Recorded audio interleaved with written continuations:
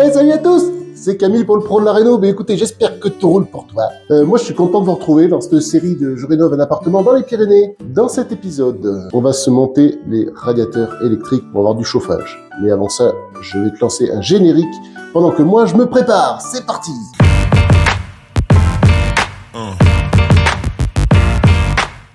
Donc, alors, qu'est-ce qu'on va installer?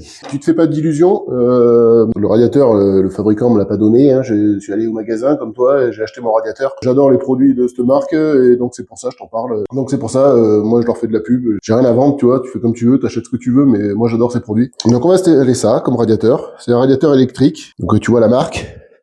C'est Atlantic. C'est le Atlantic Socchio. Alors tu l'as en horizontal ou en vertical, donc ça c'est des modèles horizontaux. Tu vois, je vais essayer un peu de réconcilier les gens avec le chauffage électrique. Donc ces radiateurs, tu vois, ils te filent une jolie notice. Donc ces radiateurs, je les aime bien pour la simple et bonne raison, c'est qu'ils ont une particularité. Bon après, ils chauffent. Oh, le truc de dingue, quoi! Ils ont un système qui permet d'éteindre le chauffage si jamais tu viens ouvrir une fenêtre pendant trop longtemps. Donc dès qu'ils ouvrent la fenêtre, ils ont une fonction détection, ouverture, porte et fenêtre. Ce qui fait que dès que la fenêtre va être ouverte un peu trop longtemps, le radiateur va le détecter, il va sentir qu'il y a une vague de froid qui débarque, et du coup il va se couper. Enfin, il va pas se couper complètement, il va mettre en mode hors gel. Donc moi c'est pour ça que je les ai choisis en particulier. Donc chez la gamme Atlantique, je veux pas dire de bêtises, mais je crois qu'il y a plein de modèles qui font ça. Après ils ont d'autres fonctions, bien sûr. Tu peux les programmer en mode basique, c'est-à-dire que tu vas paramétrer une température sur ton radiateur. Tu vas dire mettons 21 degrés et il va chauffer de façon à ce qu'il y ait 21, et dès qu'il y a 21, clac, il va se couper. Tu peux me programmer des jours, avec des heures de fonctionnement, pareil, avec des différentes températures si tu as besoin, si tu veux faire un abaissement de nuit ou comme ça. Après, tu as aussi la possibilité de les verrouiller. Tu as des enfants comme ça que tu veux pas qu'ils touchent au radiateur, qui te dérèglent tout. T'as un verrouillage de touche, voilà, tu fais un appui long sur la touche carré, je te montrerai quand on le mettra en route. Ensuite, tu peux aussi, mettons, si tu loues ton bien, et pareil que tu veux pas que les gens ils mettent 30 degrés chez toi, tu peux verrouiller une température max, c'est-à-dire que tu brides ta température, et le truc il prend appuyé comme des sources, ça dépassera pas les 25. Donc c'est pour ça que j'aime bien ces modèles. Après ils sont pas très chers, c'est un excellent rapport qualité-prix. Moi je prends du Atlantic parce que j'adore Atlantic, j'ai hyper confiance dans la marque, je sais que c'est des bons produits. Ils ont un service après-vente, mais c'est au top. T'as un problème, tu les appelles, ils t'ouvrent un petit dossier. Par contre, faut bien penser à prendre le numéro de série de ton radiateur et tout. Et t'as des pièces sous 24 heures, t'as une garantie de ouf là-dessus. Et c'est pour ça que j'adore Atlantic. Après, pareil, ils ont un service avant-vente. Tu les appelles, et tu leur dis voilà, j'ai un logement, il fait tant de mètres carrés, tant de hauteur sous plafond, j'ai les fenêtres exposées comme ça. Ils vont te demander plein de trucs et ils vont te dire c'est ça qu'il vous faut. Et puis voilà. Donc, écoute, je vais te poser dans un coin. Je vais te faire un petit tour là vite fait.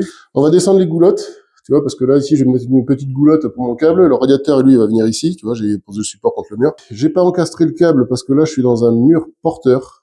Et le mur porteur, malheureusement, n'est pas très épais. Et si je commence à faire une saignée dedans et le fragiliser, même si je fais un rebouchage plâtre, j'ai pas envie de créer un point de faiblesse, tu vois, sur le truc. Donc, je préfère mettre des goulottes. Donc, je vais te poser, on va installer la goulotte, poser le radiateur, et puis voilà. Bon, alors, on va s'installer ces moulures-là. Enfin, ces moulures, goulottes, il y a plusieurs termes, tu vois. Alors, la marque, c'est AGR. C'est de la 20-40, je crois. Ouais, je pense que c'est ça. Alors, après, c'est blanc, tu fais gaffe au capot de goulotte, parce que je pense que ça doit être un peu électrostatique ou quoi, tu sais, parce qu'il y a gavé de merde, ça s'accroche dessus comme un aimant, quoi, et ça se raye super vite. Donc dans la goulotte, ils te mettent ça. Ça coûte super cher pour ce que c'est. Franchement, je crois que la longueur de 2 mètres, là, j'ai dû la payer 14 balles, je crois, ou 15 balles, tu vois, pour un bout de plastoc, quoi. Donc ça coûte la peau et je comprends pas pourquoi. Bon, c'est comme ça, hein, t'as pas le choix. Donc je te disais, ils te donnent ça, c'est pour te tenir le câble, tu sais, pendant que tu travailles. Donc ça, moi je vais les virer pour l'instant. Je vais dénuder mon câble. Donc petit dénus de câble, si tu connais pas ça, c'est Knipex. C'est pour dénuder les câbles, les fils. Moi j'adore. Depuis que j'ai redécouvert ça, j'utilise plus que ça. Donc je vais pas le dénuder entièrement, le câble, je vais passer dans la goulotte directement.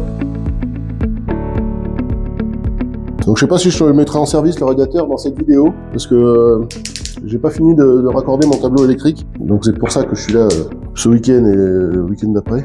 Donc la goulotte, tu prends un niveau, un laser, ce que tu veux, pour que ce soit droit. Alors je vais peut-être pas la coller directement à la poutre parce que je pense que je vais y mettre une baguette. Donc la goulotte, je vais pas m'embêter, je la colle directement. Parce qu'il n'y a pas d'effort particulier qui va s'exercer sur la goulotte, si ce n'est les fils qui passent dedans, tu vois. Donc je vais prendre une bonne colle. Alors j'utilise 2 marques moi pour les colles. J'utilise ça de chez Soudal, la Hole Fix. C'est une colle qui tient vraiment très très fort par contre. C'est tellement fort que même le produit il a du mal à sortir de la cartouche pour dire. Et après j'utilise sinon la Griffon, la Polymax. L'avantage c'est que elle colle et elle jointe. Ça, tu peux pas faire des joints d'étanchéité avec ça. Donc celle-là elle fait les deux. Moi je m'en sers pour les bacs à douche, celle-là beaucoup. Donc c'est pour ça que j'ai deux produits. Ça quand je veux coller vraiment du lourd, tu sais je sais pas, un panneau de bois ou n'importe quoi. Je m'en sers pour coller moi ça aussi les panneaux muraux. Voilà. Mais dès que j'ai besoin de coller et de faire une étanchéité, je prends la Polymax de chez Griffon. Comme d'hab, ils m'ont rien filé pour vous dire ça. Je vous parle de ces produits parce que c'est des produits que j'aime bien et dans lesquels j'ai confiance. Je sais que c'est fiable. Voilà, donc après en bas de ma goulotte, je sais pas encore comment je vais faire. Bon, je vais bricoler ça. On va voir ça ensemble. Je vais mettre ça. C'est une sortie de câble Legrand en saillie. Une boîte avec un couvercle. Là. Dedans, tu as des dominos directement pour faire tes connectiques. Donc je vais faire en sorte que ça arrive, je sais pas, 50 du sol, 40 du sol, 45. Donc laser, j'utilise ça, le Bosch Professional, référence GLL 380C. Pareil, comme d'habitude, j'ai rien à vendre, ils m'ont rien donné pour te dire ça. Donc, on va s'aligner. Je vais essayer de faire un petit trait discret là où j'ai envie que ma goulotte soit. Voilà, impeccable. Donc, ma sortie de câble, donc, tu vois, pour l'ouvrir, tu as des petits ergots là et là. Donc, tu prends un petit tournevis, tu t'essaies de pas trop forcer sur l'enjoliveur parce que ça fait vite des marques. Donc après, pour éclipser le cadre, tu vois, il y a des ergots, pareil, tu glisses un tournevis dedans, tu vois, et tu viens d'éclipser ça. Voilà, donc tu te retrouves avec le châssis. C'est pas forcément utile de mettre les 4 vis, t'essaies d'en mettre 2, tu sais, pour pouvoir te régler l'aplomb et tout ça. Après, si t'as un mur un peu pourri, c'est-à-dire un peu pourri, pas forcément pourri dans le sens, ton mur c'est de la merde. Dans le sens, si t'as un crépi ou comme ça, tu sais, que ton mur fait un peu des vagues, si tu veux que ça plaque bien, tu vois, je te conseille de mettre les 4 vis. Alors après, pas les serrer trop fort, parce que si ça c'est déformé, c'est qu'il est un peu tordu, tu pourras plus y emboîter le cadre. Donc ma sortie de cage, je vais la caler par là. Donc pour percer ça, j'utilise une mèche, tu vois, ce genre de mèche. Ça a la même pointe que les ferreux à béton.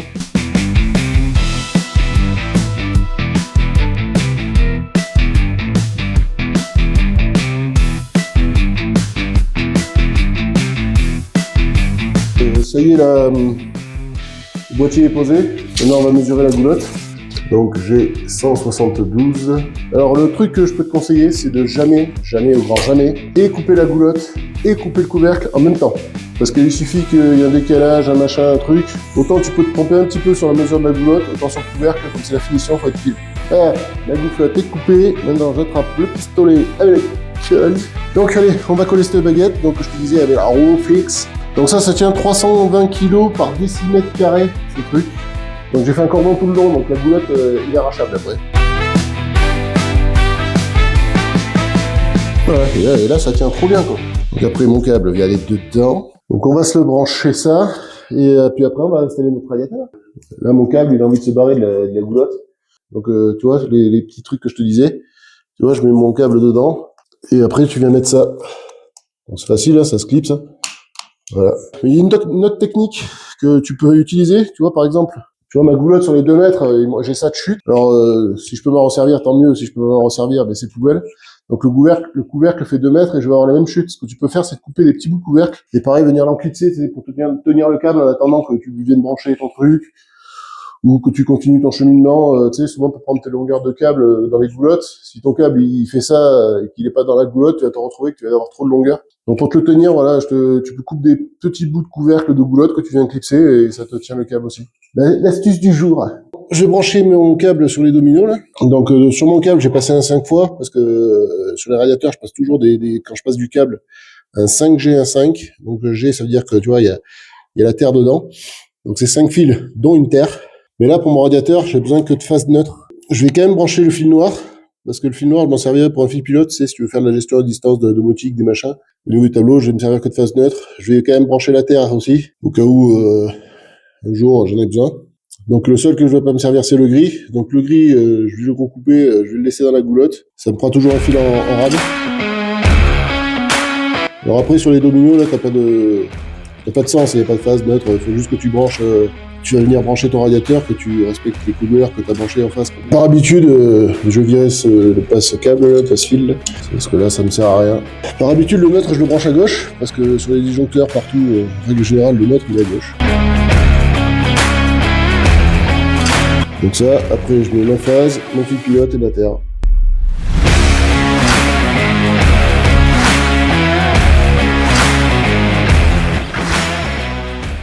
Le couvercle, je le mettrai à la fin, parce que là, une fois que je vais clipser mon cadre et tout, je préfère prendre ma cote une fois que tout est fini, et le couvercle, le mettre en dernier. Bon, je me suis posé le petit radiateur, voilà, ça y est, c'est fait. Donc, un 4 chevilles, j'ai branché les 3 fils, tu sais, et puis en avant les gants, je vais te poser dans un coin, on va se faire le reste en accéléré. On va se mettre le couvercle de goulotte, je pense que je les ferai tous à la fin, en dernier. Mais avant, je vais pousser un coup de gueule, et je vais te montrer un truc que j'accepte pas, et que je comprends pas à l'être humain. Il risque de gueuler s'il voit ma vidéo, le voisin, tu vois, mais je vais te montrer quelque chose, c'est minable. C'est minable, je trouve ça minable. Le voisin d'en face, qui fait les travaux, regarde la merde. Voilà. Là, il est barré. Je sais pas depuis combien de temps. Voilà le tas de merde qui te laisse. Alors, au milieu de la nature, au milieu de la montagne, et voilà. Donc t'as du plastique, du polystyrène, des cartons. C'est du coup de quoi, franchement, soit de ramener ses déchets, ou de les foutre carrément directement à la poubelle. Au coup de vent, des plastiques, ça se retrouve dans la montagne. Tout ce qui peut venir à se désagréger, s'il faut, il y a des produits chimiques, genre silicone, dissolvant ou n'importe quoi dans les cartons, tu vois. Voilà, et c'est là, ça traîne.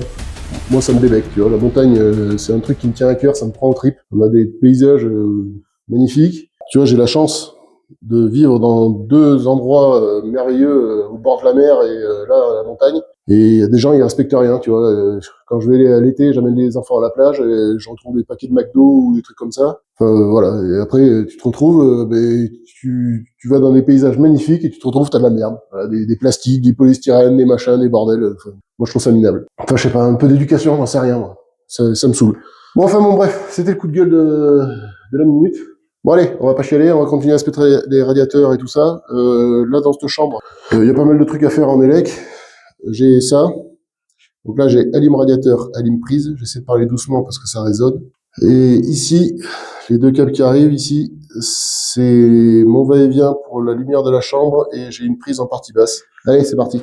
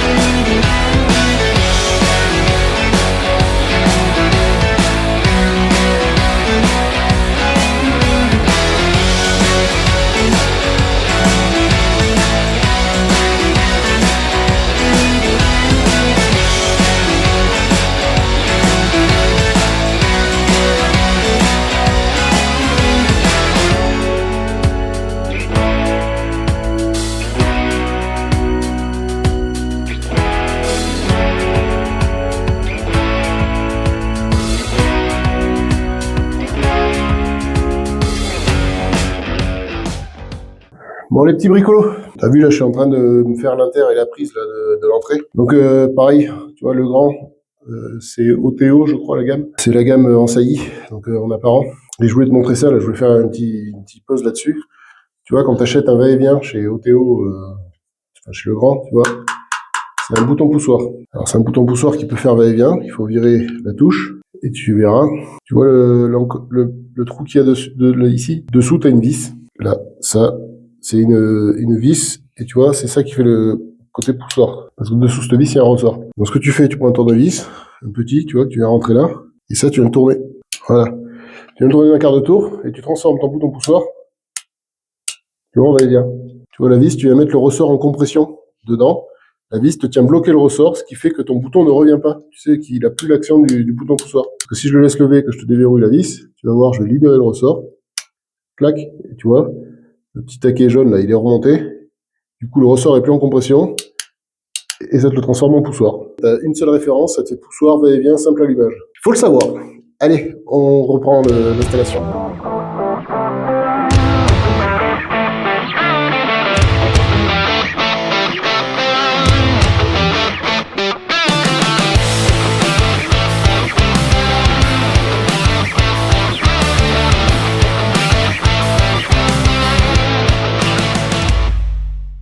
Donc là, tu viens de voir, je viens de faire ma prise, je mettrai le capot de goulotte après, mon inter. Tu vois, tac, ça c'est prêt, c'est fini.